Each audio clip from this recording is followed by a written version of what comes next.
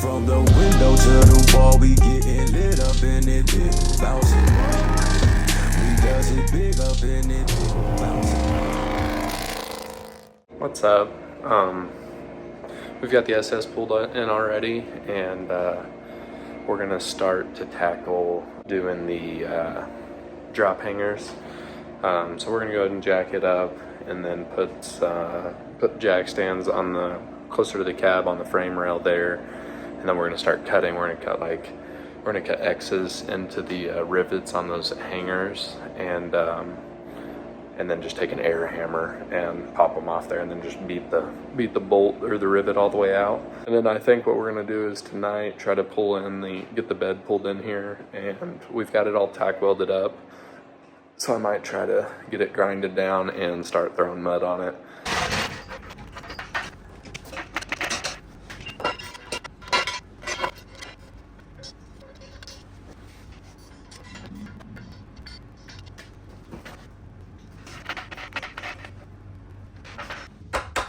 I know this probably isn't the best way to do this, but our sockets that we had weren't big enough to go over that, so we're just using what we had.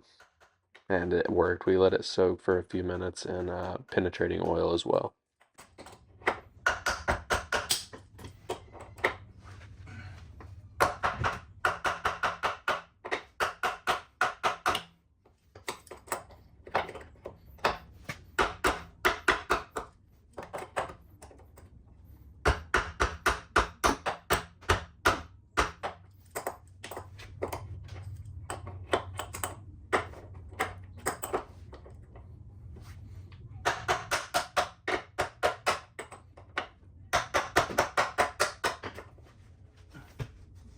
Then right here we realized that we should have dropped the gas tank. I was hoping I was going to be able to wiggle it out enough where we could get away with not dropping the gas tank, but that's what we ended up having to do to remove that bolt.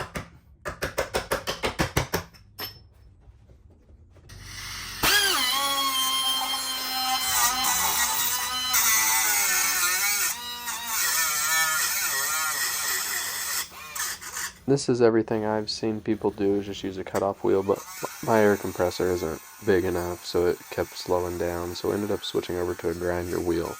And as long as you can keep your battery going, that seems like it might be the best option.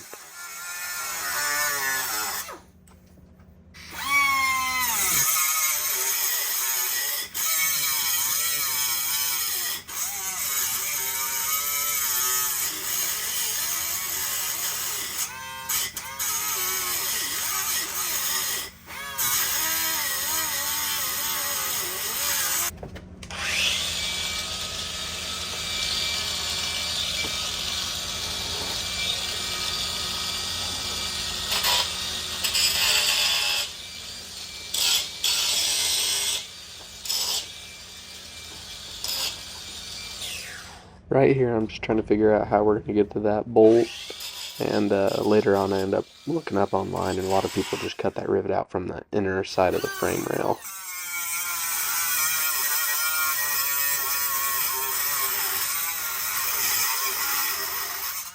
And what we're doing is we're just going back and forth, letting the air compressor build up some pressure, and that's whenever we use the grinder. So we just kind of go back and forth. Whenever that builds up enough pressure, then we'll switch over to the cutoff wheel and then use the grinder whenever that's building pressure.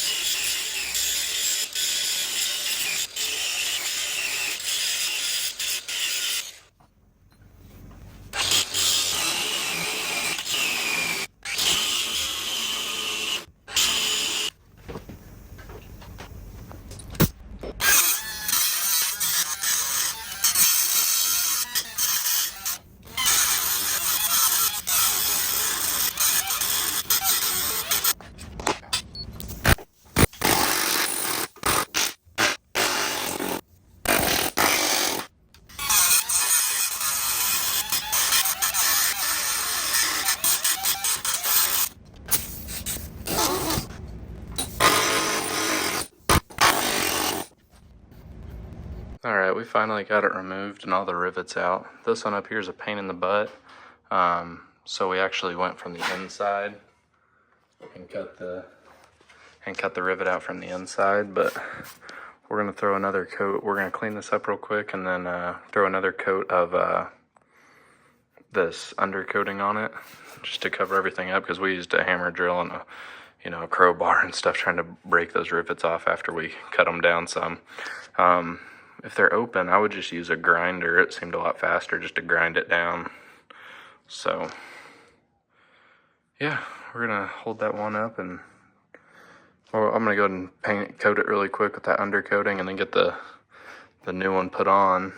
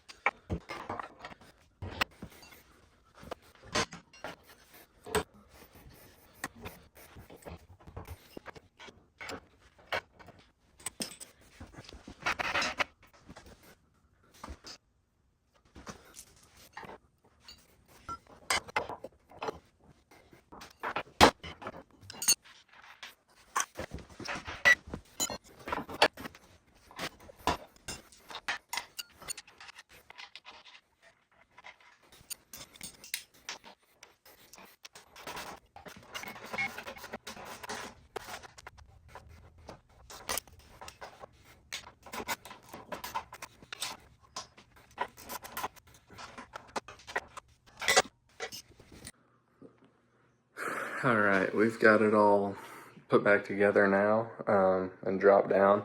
I've got some shock extenders on the way, so right now the shocks are pretty much fully compressed, but that'll be fixed as soon as those come in. But I'll show you it now. We got one more thing. We got to weld the exhaust hanger up really quick, but after that we should be all set. Then we're gonna go ahead and remove these bump stops as well. We might actually just take the Sawzall and just cut them in half and see, just to have something there just in case we hit a good bump. It's not framed to axle or anything, so we might, even if we've got to cut it down to this ring, that'll be fine as long as there's something in there. I'll cut it in half first and see if I have to trim that off or not.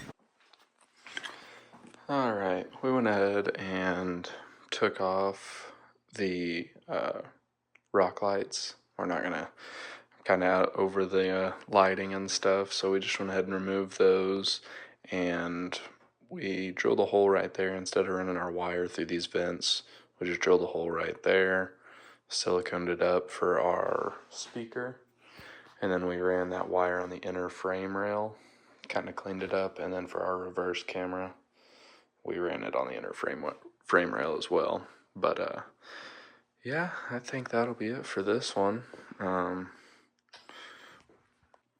We've got a bunch of parts coming in. We bought some the shock extenders, and we also got on the way our drop spindles, and then I'm gonna replace the wheel speed sensors again. I got some better ones, so hopefully they actually work and get rid of our ABS problem. But I know I also just ordered some seam sealer. I'm gonna put on the inner edge of the bed sides whenever I get to working on it. Hopefully soon we'll be putting it back on. And I think while I've got the welder out here, I'm going to try to just weld a nut on that one bed bolt that we stripped or broke off. I'm gonna try to weld a nut on there and break it loose. I'll probably let it soak in penetrating oil for a while and then try to break it loose that way. But yeah, thanks for watching. It might not be a long video, but got something done to it at least. I'm gonna pull it out really quick and call it good.